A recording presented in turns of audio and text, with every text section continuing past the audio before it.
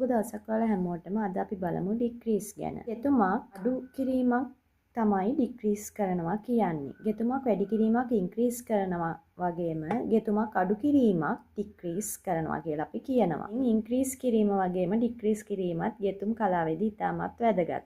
ඉතින් අපි බලමු එක එක ස්ටිචස් වලට තියෙන ඩික්‍රීස් කරන සිම්බල්ස් සහ යෙදුම් මොනවාද කියලා. Single crochet SC. Single crochet එකේ ඩික්‍රීස් කරන සිම්බල් එක තමයි මේ තියෙන්නේ සිංගල් ක්‍රොෂේ ඩික්‍රීස්. යෙදුම තමයි SC EC.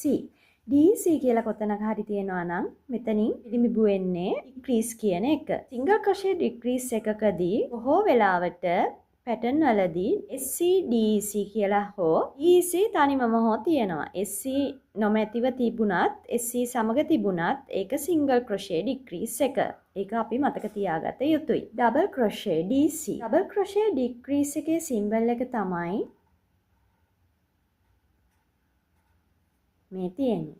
ඩබල් ක්‍රොෂේස් දෙකක් එකට එකතු කරලා යටින් ස්ටිචස් දෙකක් උඩින් එක ස්ටිච් එකක්. කෙටි යෙදුම තමයි DC DEC. half double crochet HDC. half double crochet decrease symbol එක මේ තියෙන්නේ. එන half double crochets දෙකක් එකට එකතු කරලා HDC DEC.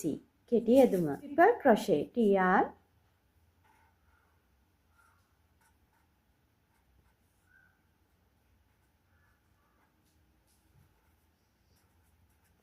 Triple crochet decrease symbol එක තමයි මේ තියෙන්නේ. TR DEC කෙටි යෙදුම. ඉතින් ඔයාලට බැලුවොත් මේ සිම්බල් එක මේ සිම්බල් එකක් එකට එකතු වෙලා තමයි තියෙන්නේ. යටින් ස්ටිචස් දෙකක් තියෙනවා. උඩින් එක ස්ටිච් එකක් තියෙනවා. මේ තියෙන්නේ සිංගල් ක්‍රොෂේ එකේ සිම්බල් දෙකක් එකට එකතු වෙලා. ඩබල් ක්‍රොෂේ එකේ සිම්බල් දෙකක් එකට එකතු වෙලා. half double crochet එකේ සිම්බල් දෙකක් එකට එකතු වෙලා. ට්‍රිපල් ක්‍රොෂේ එකේ සිම්බල් දෙකක් එකට එකතු වෙලා. ඉතින් අපිට මේ ඩික්‍රීස් කරන සිම්බල්ස් සහ කෙටි යෙදුමුත් මතක තබා ගැනීම ඉතාමත් වැදගත්. මගේ මෙතන චේන්ස් 10ක් තියෙනවා. ඒකට අපි බලමු මේක අඩු කරගන්නේ කොහොමද කියලා. ඊට කලින් මම ඔයාලට මතක් කිරීමක් කරන්නම්. අපි ඉන්ක්‍රීස් එකේදී කරේ මෙන්න මේ එක ස්ටිච් එකකට එකක් දානවා. එකම ස්ටිච් එකට දෙකක් දානවා. එතකොට මෙතන 10ක් තියෙනවා නම් අපිට එකට දෙක ගානේ දාගෙන ආවොතින් 20ක් හම්බෙනවා. යෙදුමක් වැඩි කිරීම. යටින් එක ස්ටිච් එකයි උඩින් ස්ටිචස් දෙකක් එනවා. ඩික්‍රීස් එකේදී කරන්නේ අපි අඩු කරන එකනේ. ස්ටිචස් 10ක් තියෙනවා. එතකොට ඒ 10 අඩු කරගෙන එනවා නම් අපි මේකට එකට එක ගානේ දෙකක් දැම්ම අපි ස්ටිචස් දෙකකට එකක් කරනවා. අපි ස්ටිචස් දෙකක් එකක් කරනවා. එතකොට යටින් ස්ටිචස් දෙකයි උඩින් එක ස්ටිච් එකයි. ඒ විදිහට මේ විදිහට දෙකක් අල්ලලා ස්ටිචස් දෙකක් දැම්මම යටින් 10ක් තියෙන උඩින් 1 2 3 4 5යි.